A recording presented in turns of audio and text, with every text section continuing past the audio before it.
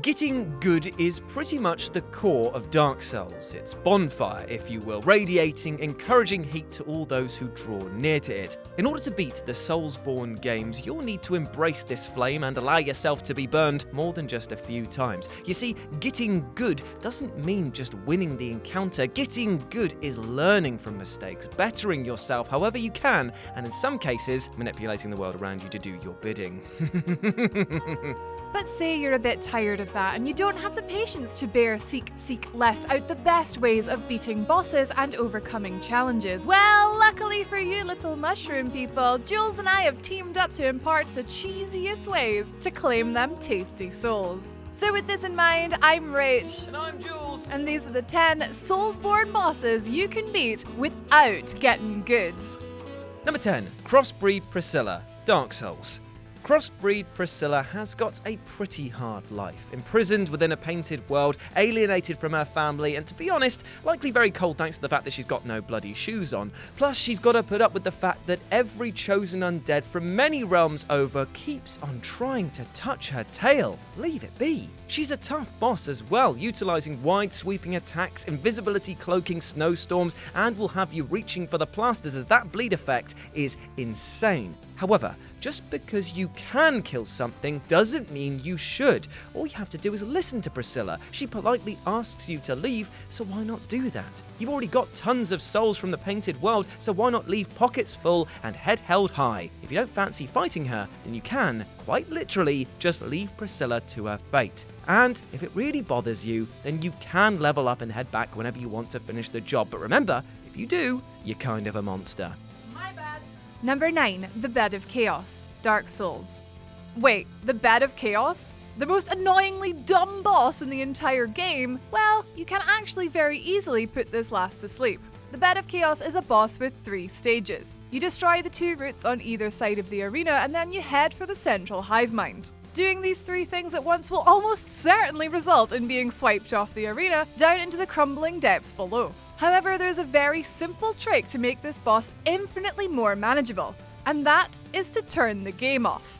Honestly, destroy one side and then quit the game, reload up and you will be back outside the boss arena. Progress is saved with this boss, so you are now free to head to the other side. Destroy that, quit the game again, and now you can simply run straight down the middle. Mostly stress and hassle free, and if you roll neatly onto the route below, then it is job done. Number 8. TAURUS Demon, Dark Souls.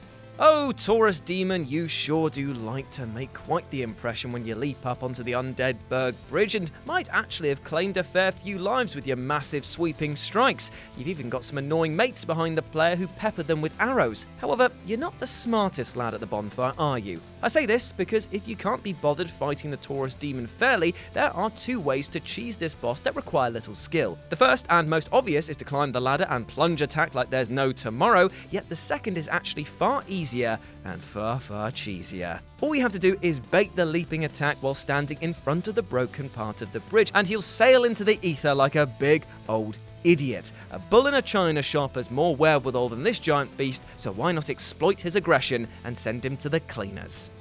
Number 7, the Witches of HEMWICK, Bloodborne. In the world of Bloodborne, things are even darker than in the darkest of souls. The Lovecraftian beauty has a devious little mechanic called insight, a currency that directly affects the world around you based on how much you are carrying. Possessing 40 insight, for example, lifts the veil from the world and allows you to see all of the giant Cthulhu creatures that adorn the land's architecture.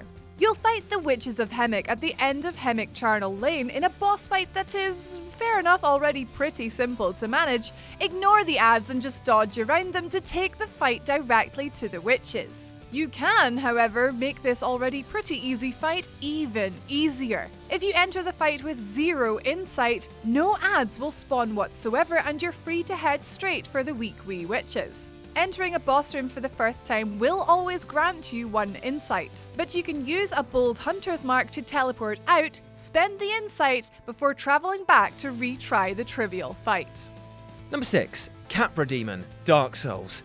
I think I speak for all of us when I say this guy! From the moment you enter the boss arena, he sets his sickly-looking salukis on you and then proceeds to rush in and mop up what is left of you. It can catch players off guard as the aggression of the Haggard Hounds and the CAPRA demon itself can create situations of relentless assault from which there is no escape.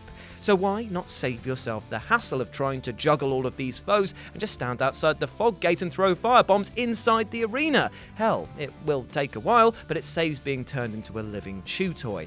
Plus, if that's not enough for you, then you can actually get to this area with a cheeky little jump skip from the undead Berg and then bomb him into Kingdom Come to get access to mid-game materials and powerful weapon upgrades super early. Remember kids, don't work hard, work smart. Number 5. Maiden Estrella, Demon's Souls. The best weapon in the entirety of Demon's Souls isn't the giant two-handed dragon bone smasher, it isn't the beautiful great sword of moonlight, and it isn't even the impressively upgraded northern regalia. It's a bow. More specifically, I guess you could say that it's a sticky compound longbow +5, but the point is, a bow in the right hands of a high dexterity character is absolutely lethal for the stinkiest of cheesy strategies. Maiden Estrella can give the average player some problems. She sits at the edge of a hugely poisonous swamp filled with tiny corpses that inflict you with the deadly plague, and between her and you stands her hulking bodyguard, Garl Vinland. However, you can completely bypass both of these obstacles by standing directly above her and simply shooting her over and over again with your arrows. Do enough damage per shot and you'll even slowly out-damage her heals, all in the comfort of complete safety. Number 4. Ceaseless Discharge, Dark Souls.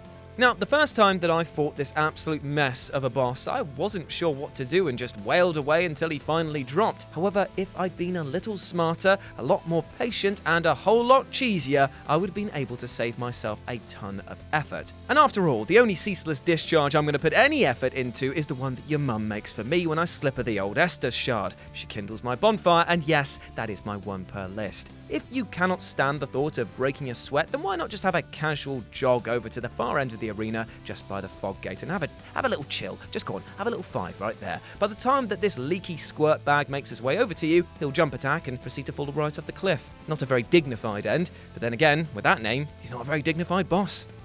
Number 3. Maneaters, Demon's Souls.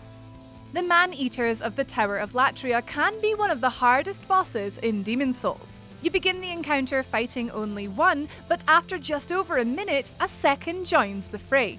They boast a variety of fist and tail attacks, and the first one frequently flies off to stall for time, and before you know it, you're fighting two of the big buggers at full health on a tiny walkway. There's a reason why we mentioned back in the Estrella entry that the humble bow is the best weapon in this game. Before you go through the fog wall into the awful Man-Eaters fight, position yourself right up against the gate and peer through the mist, aiming with your bow. You can actually shoot through the fog wall here and slowly whittle down the first Man-Eater's health and eventually kill it entirely, meaning that you only have one to worry about, making this whole fight infinitely simpler. The whole process does take a long time and requires a pretty well upgraded bow, but quite often you'll find that the best cheeses are the most mature. Number 2. Dragon Rider, Dark Souls 2. Off to my least favourite game in the series now, Dark Souls 2, as it's time to tackle that tubby titan of terror, the Dragon Rider. Now, he's not a super tough boss to begin with, but you know what? Let's make it even easier. In the run-up to this boss battle, you'll come across some levers that you can pull in order to raise segments of his battle arena. Now, you'll be thinking to yourself, brilliant, as this now makes the arena bigger, so I've got more space to evade. Well, here's the thing, don't. As by keeping the arena smaller, all you have to do is stand still, let him walk towards you, and then run to his left and he'll attack himself right off the platform. Yet another boss done in by forgetting how gravity works. Although, to be fair, he should really know better, seeing as he's been guarding this area for ages. Number 1. The Asylum Demon, Dark Souls. The Asylum Demon, your first taste of the bullheckery that is Dark Souls. But dropping suddenly into your life, taking you and your broken sword completely by surprise. This initial encounter is supposed to teach you to scan your environment, to respond to stimuli such as your sword doing literally 0 damage, and to essentially solve the puzzle by escaping the room. Pick the black fire bombs as your starting gift, however, and you can down this boss faster than insert a Jules joke here. I've already made my one per list. Simply load the consumables onto your quick bar and lob every single one at the Asylum demon, and he will be ashes before he even has time to retaliate. It's a delightfully easy cheese, and it just feels so damn good. And there we go, those were 10 Soulsborne bosses that you can beat without getting good. But what about Sekiro? What about Sekiro? You know what, just for that, we're going to throw one in. And it was quite easy. It's the Mist Noble, isn't it? It's just like Rach and me were talking about this before we even came in. What's the tactic for that? Hit him. Yeah, that does seem to be the one tactic that works 100% of the time. And it's not even cheesing. He cheeses himself. He is Dairy Lee. He has spread himself over a bagel and he's baked himself. Anyway, thank you so much for joining us throughout this Gittin Good tutorial series. We hope that you enjoyed it. And even if you have already tried some of these series before, share this with your friends to make sure that they too can be squeezy cheesy. Thank you so much for listening, guys. Be sure to leave your favorites in the comments below. Subscribe to see more lists just like this every single day. My name has been Rach. You can follow me on Twitter at Don'tRageQuit. And you can follow me at RetroJ over on Twitter. But until then, remember guys, you have been awesome. Never forget that. And we'll speak to you soon. Bye!